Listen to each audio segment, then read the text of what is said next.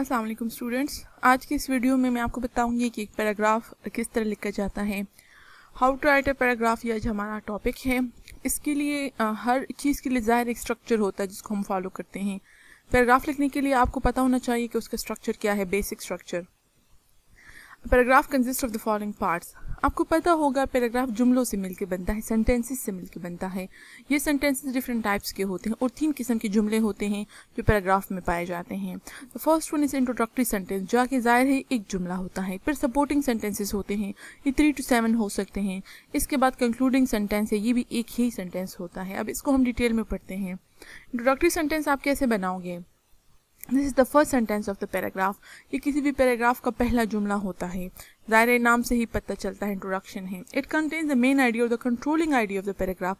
ये बहुत ज़रूरी है कि जब आप पहला जुमला लिखो वो आपके पैराग्राफ का मेन आइडिया बताए। जैसे फॉर एग्जांपल आप लिख रहे हो कि विलेज लाइफ में रहना बहुत जो है फ़ायदेमंद है, तो आप यही लिखोगे कि living in rural areas is very beneficial. ये आपका मेन आइडिया होना चाहिए। फिर आपकी सपोर्टिंग सेंटेंसेस में आप इस मेन जुमले को सपोर्ट करोगे। आप ये बताओगे कि गांव में रहना क्यों बेनिफिशियल है, उसके क्या फ़ायदे हैं। इसी तरह और बहुत सारी चीज़ें हैं, जैसे स्मोकिंग के बहुत ज़्यादा नुकसान हैं। आप ये कहना चाहते हैं smoking is dangerous for human health, ये आपका मेन आइडिया है। तो आप ये मेन आइडिया दोगे, उसके बाद सपोर्ट करोगे कि किस तरह स्मोकिंग जो है वो इंसानी सेहत के लिए ख़तरनाक है, क्या क्या जो है उसके नुकसान है। पहला ये है, दूसरा ये है, तीसरा ये है, चौथा ये है, और फिर एट द एंड उसको कंक्लूड करोगे। ठीक है, अब पहले जुमले की हम बात करते हैं। It should be written in such way that it can be developed in the supporting sentences. याद रखें, आप उसको ऐसा लिखो कि जो आगे जो है उसको डेवलप हो सके। ऐसा जुमला ना लिखे जिसमें कोई गुंजाइश ही नहीं हो मज़ीद डिस्कशन की। पहला जुमला वो हो जिसमें मज़ीद डिस्कशन की गुंजाइश हो। अब देखिए, मैं आपको बताती हूँ। फर्स्ट स्टेप ब्रेनस्टॉर्मिंग है। ब्रेनस्टॉर्मिंग का मतलब ये है कि जब आपको कोई टॉपिक दिया जाता है आप उसके बारे में सोचते हैं और जितने भी आपकी इन्फॉर्मेशन जहन में मौजूद है उसको सामने लेकर आते हो। इसको ब्रेनस्टॉर्मिंग बोलते हैं, सोचना। The first step is brainstorming. It mean jotting the mind to search for already stored information. इसका मतलब ये है कि आपके जहन में ऑलरेडी इन्फॉर्मेशन स्टोर्ड है, लेकिन आप ब्रेनस्टॉर्मिंग करते हो, माइंड को हिलाते हो, उसको जगाते हो और सारी इन्फॉर्मेशन आपके जहन में या जो है वो फ्रेश हो जाती है। Remember the topic given is always according to the level of the students. मैं हमेशा स्टूडेंट्स को बताती हूँ कि आपको वो वाला टॉपिक दिया जाएगा पैराग्राफ का या ऐसे का या किसी भी चीज़ का जिसको आप पहले से जानते हो, क्योंकि ऐसा नहीं होगा कि आपको ऐसी चीज़ दी जाए जिसके बारे में आपको इन्फॉर्मेशन ना हो। जैसे आपको ये नहीं बताया जाए कि what is the surface of moon पे पैराग्राफ लिखे या ऐसे लिखे, क्योंकि आपको पता है, या मार्स पे पैराग्राफ लिखे, मार्स पे ऐसे लिखे। ऐसा नहीं होगा। ऐसा होगा जिसके बारे में आपको पहले से जो सोशल इश्यूज होते हैं, ठीक है, तो वो आपके लेवल के आपके जहन में इन्फॉर्मेशन होगी, आपने उसको सिर्फ जगाना है और उसको इस फॉर्मेट में लिखना है। You will definitely have some knowledge about it. ज़ाहिर है ये नहीं हो सकता कि आपको नॉलेज ना हो। The task is to arrange the data in the format of a paragraph. अच्छा, फिर सेकंड स्टेप है ब्रेनस्टॉर्मिंग के नतीजे में जो भी पॉइंट्स आपके जहन में आए हैं आपने उसको लिखने हैं without thinking about the correct order of the data. The second step is to write down all the points that come into the mind as a result of brainstorming. वही जो मैंने बताया। Do not worry about the order of the information. इस stage पर आप ये मत सोचें कि अब जहन में कोई पॉइंट आ रहा है उसी वक्त इसको लिखते जाएं, जहन में कोई पॉइंट आ रहा है उस वक्त इसको लिखते जाएं। ये मत सोचें कि ये तो इम्पोर्टेंट नहीं है, ये मैं बाद में लिख दूंगी, क्योंकि अभी तो आपको पता नहीं है ना। आप रफली सारे पॉइंट्स जो है वो लिखते जाएं बगैर इस परवाह किए कि कौन सा अहम है और कौन सा गैर अहम है। बाद में आप किसी भी इंफॉर्मेशन को आगे पीछे भी कर सकते हो और उसको काट भी सकते हो। थर्ड स्टेप है अरेंज द डेटा। अब जो आपने डेटा लिखा था ना ऊपर नीचे, मतलब without thinking about the correct order, अब उसको आप ऑर्डर में कर सकते हैं। The third step is to arrange the data in order. The most important information should be written first coming down to the least important. सबसे जो अहम इन्फॉर्मेशन है उसको पहले लिखें और फिर वो जो सबसे कम इंपॉर्टेंट है उसको आखिर में लिखें। देखिए, इसकी मिसाल में आपको ये जिसमें मैंने आपको बताया कि आप लिखें कि smoking is very dangerous for human health, ये आपका फर्स्ट जुमला हो गया। फिर उसको सपोर्ट करेंगे तो आप बताएंगे कि सबसे बड़ा नुकसान क्या है ह्यूमन हेल्थ के लिए, तो वो आप बताएंगे। फिर दूसरा बड़ा नुकसान, फिर तीसरा बड़ा नुकसान, और आखिर में जो है उसको कंक्लूड करेंगे। ठीक है, keep in mind The paragraph does not have space for a lot of information. It is not an essay. लेकिन यहाँ पर ये पॉइंट्स लिखते हुए जहन में रखें कि जहन में इस बात को रखें कि पैराग्राफ बहुत ज़्यादा स्पेस नहीं है कि आप उसमें बहुत ज़्यादा इन्फॉर्मेशन रखें। ये ऐसे नहीं है बल्कि एक पैराग्राफ है। खैर, रफ में आप बहुत कुछ लिख लें अपने साथ, फिर उसको जो है आपने काटना होगा क्योंकि आपने पैराग्राफ को बहुत ज़्यादा लंबा नहीं खींचना है। ठीक है, वो एक ही पैराग्राफ है। अब एग्जांपल्स के साथ इसको करते हैं। ट्रांजिशन वर्ड्स बहुत ज़्यादा ज़रूरी हैं, ऐसे में भी लिखना और पैराग्राफ में भी लिखना। ट्रांजिशन वर्ड्स क्या होते हैं? Transition means change. Transition words indicate the moving of one idea into another. ये वो अल्फाज होते हैं जिससे आपको पता चलता है कि एक आइडिया से दूसरे आइडिया में जा रहे हैं, और ये आपके पैराग्राफ को बहुत लॉजिकल सीक्वेंस देते हैं। जैसे मैंने आपको बताया ना कि हम लेके कि स्मोकिंग जो है वो डेंजरस है, ठीक है, तो फिर आप लिखेंगे नुकसानात इसके, फर्स्ट ये नुकसान, सेकंड ये नुकसान, थर्ड ये नुकसान, ये first second third finally ultimately, ये सारे एग्जाम यहाँ पर जो है मैंने आपको वर्ड्स मेंशन भी किए हैं। Transition word should be used in paragraphs. Transition word ज़रूर होने चाहिए।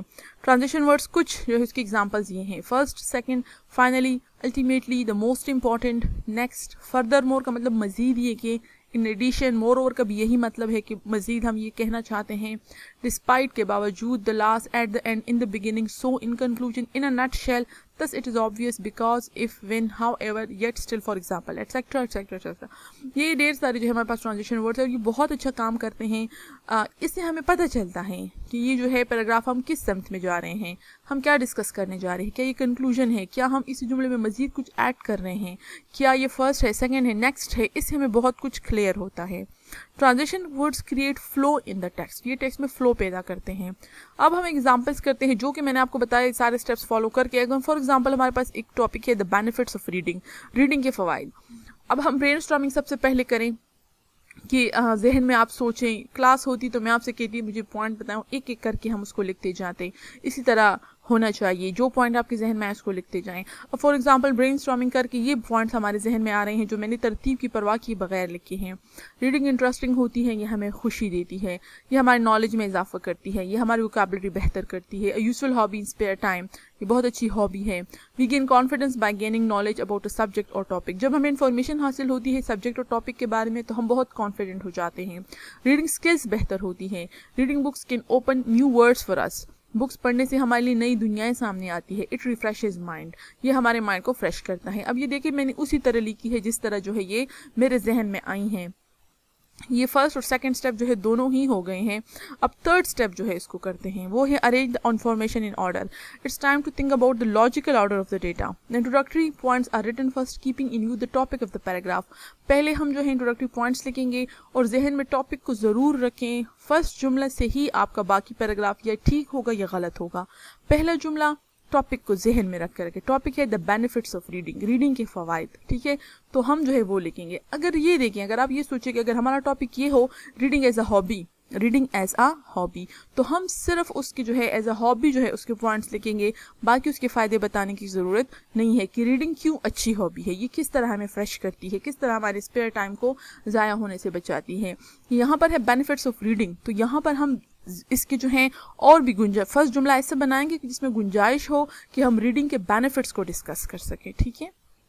Here the introduction points are point 1 and 4। पिछली वाली स्लाइड में हमने जो भी पॉइंट्स हमारे जहन में आए ब्रेनस्टॉर्मिंग के नतीजे में वो हम लिखते गए without thinking about the order of the information. यहाँ पर अगर आपको हम सोचे और हम कह सकते हैं कि पॉइंट 1 और पॉइंट 4 जो हमने पहले लिखे थे वो इंट्रोडक्टरी पॉइंट्स में आ सकते हैं। वो ये कि रीडिंग बहुत इंटरेस्टिंग है और ये हमें खुशी देती है।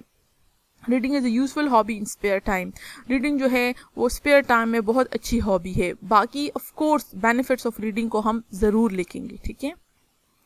Let's construct the introductory sentence. Introductory sentence को बनाते हैं। Keep in mind the topic of the paragraph, we have to talk about the benefits of reading. The first sentence can be like this: Reading is a useful activity in spare time which has great benefits। अब हमने एक ही जुमले में सब कुछ लाना है, ठीक है। हमने ये भी बता दिया बहुत अच्छी एक्टिविटी है फारग वक्त में विच हैज़ ग्रेट बेनिफिट्स, जिसके बहुत ज़्यादा बेनिफिट्स हैं। अब इसको हम मज़ीद जो है जब हम बेनिफिट्स के बारे में बताएंगे इसको हम डेवलप कर सकते हैं। जब हम बेनिफिट्स के बारे में बताएंगे तो हम ऑफ कोर्स ये क्लियर हो जाएगा कि यूज़फुल एक्टिविटी है, ठीक है, बहुत ज़्यादा फ़ायदे वाली एक्टिविटी है। तो ये हमारा वो जुमला है इंट्रोडक्टरी सेंटेंस जिसको हम मज़ीद आगे इजीली डेवलप कर सकते हैं क्योंकि हम बेनिफिट्स के बारे में बताएंगे और बेनिफिट्स के बारे में बताते हुए अब हम यकीनन ट्रांजिशन वर्ड्स का इस्तेमाल करेंगे, फर्स्ट, सेकंड और थर्ड, इस तरह के। Now this sentence can be developed in the supporting sentences. Now come to the supporting sentences. Supporting sentences have to support the introductory sentence. Supporting sentences जो हैं वो introductory sentence को support करेंगे, उसको सहारा देंगे, उसको proof करेंगे। It has to tell some benefits of reading starting from the most important. अब हम बेनिफिट्स ऑफ रीडिंग बताएंगे मोस्ट इंपॉर्टेंट से शुरू करके। These benefits will prove that reading is a useful hobby. उससे हमें जो है पहला जुमला मतलब बिल्कुल क्लियर हो जाएगा कि ये बहुत अच्छी हॉबी है। The supporting sentences can be make like this. Supporting sentences आप इस तरह बना सकते हैं। अब उसकी जो है हम सबसे इंपॉर्टेंट जो है वो डिस्कस करते हैं। The most important benefit is increase in knowledge. सबसे अहम बेनिफिट इसका क्या है कि इससे नॉलेज में इजाफा होता है। Which gives confidence. ये वही वाली पीछे जो हमने 2 पॉइंट्स को मिला दिया ना, नॉलेज में इजाफा होगा जिससे हमें कॉन्फिडेंस मिलेगा। The more a person reads the greater becomes his knowledge about the world. जितना ही ज्यादा एक बंदा पढ़ता है उतना ही जो है हमने उसकी जो है दुनिया के बारे में नॉलेज में इजाफा होता है। ये जो मैंने 2 जुमले लिखे हैं ये फर्स्ट सपोर्टिंग सेंटेंसेस में आता है। ये पहला बेनिफिट जो है वो इसको जो है वो बता रहा है, इसलिए इसको मैंने डिफरेंट कलर दिया है। ये पहले बेनिफिट के बारे में सपोर्टिंग सेंटेंसेस हैं। Secondly reading books improve reading skills and increases vocabulary. ये दोनों जो बेनिफिट्स हैं ना ये आपस में मिलते जुलते हैं। Improves reading skills and increases vocabulary मतलब आपकी इंग्लिश लैंग्वेज को या किसी भी लैंग्वेज को, उर्दू हो बुक्स पढ़ते हो तो उस लैंग्वेज को बेहतर बनाएगा। Secondly reading books improves reading skills and increases vocabulary. इसमें सेकेंडली का वर्ड जो है इसको मैंने अंडरलाइन किया है, ये ट्रांजिशन वर्ड है। फिर last but not the least, ये भी एक ट्रांजिशन वर्ड है। सबसे आखिरी इसका फायदा, लेकिन जो सबसे लीस्ट नहीं है, गैर अहम नहीं है, बल्कि ये भी बहुत इंपॉर्टेंट है। Reading is a great source of pleasure. Reading जो है वो प्लेजर का बहुत बड़ा जरिया है। It refreshes the mind. ये माइंड को फ्रेश करता है। Makes the reader forget his worries for a while. और जब कोई रीडर जो है वो रीडिंग करता है तो वो अपनी इर्द गिर्द की मुश्किलात को थोड़ी देर के लिए भूल जाता है। ये जो मैंने लिखे हैं most important, second, last but not the least, ये जो है ये सपोर्टिंग सेंटेंसेस है। ये आपके मेन आइडिया को सपोर्ट करता है। अगर आपने ऐसे सपोर्टिंग सेंटेंसेस बनाए हैं जो कि मेन आइडिया को सपोर्ट नहीं करते हैं तो आपका पैराग्राफ जो है वो सही नहीं बनेगा। अब ये सारे सपोर्टिंग सेंटेंसेस है जिसने हमें बताया कि बेनिफिट्स ऑफ रीडिंग क्या है। अच्छा, इसको जहन में रखें, आप इसको आगे पीछे भी कर सकते हैं। आपके अगर जहन में सबसे इंपॉर्टेंट जो है वो ये आता है कि इससे ये सेकंड वाला है कि इससे रीडिंग इंप्रूव होती है, रीडिंग स्किल्स और वोकैबुलरी में इजाफा होता है, तो आप इसको पहले भी लिख सकते हो, ऐसी कोई भी बात नहीं। लेकिन ये मैंने एक जनरल आइडिया उठाया है ना। आमतौर पर जो है जो लोग समझते हैं कि सबसे अहम ये है, सबसे हो सकता है कि एक बंदे के लिए सबसे अहम पॉइंट जो है वो ये हो कि इससे जो है प्लेजर मिलता है, इससे खुशी मिलती है, इसीलिए वो पढ़ता हो। बहरहाल हमने इसको कोई ना कोई तरतीब देनी थी तो वो जो है मैंने इस तरह इसको सेट कर दिया है। नेक्स्ट कंक्लूडिंग सेंटेंस को आप देखें। Concluding sentence to conclude the paragraph, of course ये पैराग्राफ को कंक्लूड करेगा। It can restate the main idea in different words. ये वही मेन आइडिया को डिफरेंट वर्ड में बता सकता है।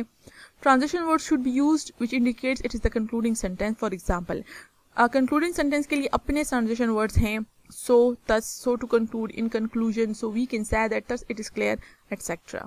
अब मैं इसका कंक्लूडिंग सेंटेंस जो है बनाती हूँ। Thus it is clear that all these benefits make reading a positive hobby for everyone. देखिए ये वही जुमला है जो मेन जुमला है, लेकिन ये हमें बता रहा है thus it is clear, इससे पता चल रहा है कि कंक्लूडिंग सेंटेंस है, ऑलरेडी बातें हो चुकी हैं और मजीद बातों की गुंजाइश अब नहीं है, ये ख़त्म होने वाला है।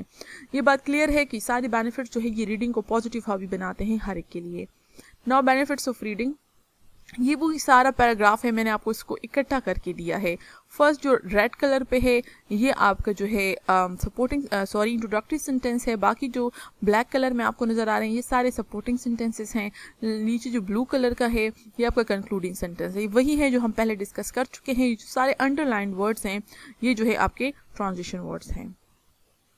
नेक्स्ट मैं आपको एक पैराग्राफ सिर्फ आपको लिख के दे रही हूँ। आप यहाँ पे खुद ही जो है अपनी वीडियो को स्टॉप करके चेक कर सकते हैं कि क्या आपको क्लियर हुआ है या नहीं। आप इसमें अब ढूंढेंगे, ये आपका टास्क है, आप इसमें ढूंढें, आपको इससे क्लियर हो जाएगा। टॉपिक है the importance of English language. मैं आपको पैराग्राफ बताऊंगी। अब ये आपका काम है कि आप इसमें देखें और पहचानें कि इंट्रोडक्टरी सेंटेंस कौन सी है, इसमें जो है सपोर्टिंग सेंटेंसेस कौन से हैं, इसमें ट्रांजिशन वर्ड्स कौन से हैं और इसमें जो है आपका कंक्लूडिंग सेंटेंस कौन सा है। तो ये मैंने इसको ऑलरेडी बहुत क्लियर किया हुआ है, मैंने कलर्स इसको डिफरेंट कलर से किया हुआ है। चलिए मैं इसको पढ़ लेती हूँ, आप इसको स्टॉप करके फिर खुद जो है मतलब जस्ट टू नो कि आपको समझ आई है या नहीं।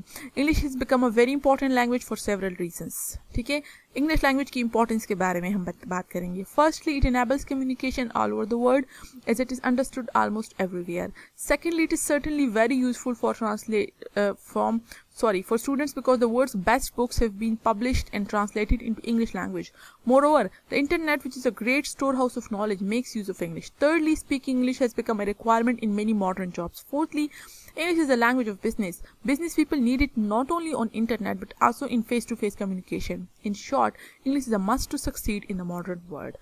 ये जो है जस्ट आपकी अपनी टेस्टिंग के लिए है कि आप उसको स्टॉप करके यहाँ पर जो है कुछ पिक्चर वगैरह लेके जो भी आप करते हैं और आप फिर बताएं पहचाने के टॉपिक सेंटेंस कौन सा और सारा स्ट्रक्चर जो है वो किस तरह फॉलो होता है.